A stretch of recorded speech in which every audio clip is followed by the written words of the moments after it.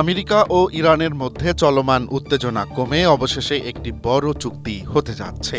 রোববারের খবর অনুযায়ী এই চুক্তি হলে বর্তমান যুদ্ধবিরতির মেয়াদ আরও ৬০ দিন বাড়বে।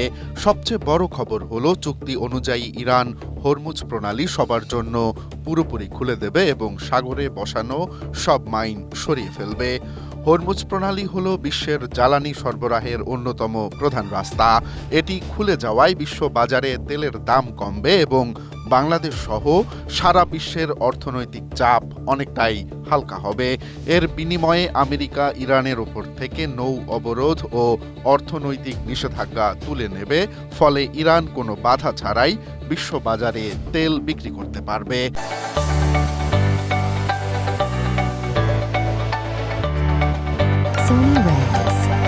এছাড়া ইরান পারমাণবিক অস্ত্র না বানানো এবং ইউরেনিয়াম সমৃদ্ধকরণ বন্ধের মৌখিক প্রতিশ্রুতি দিয়েছে।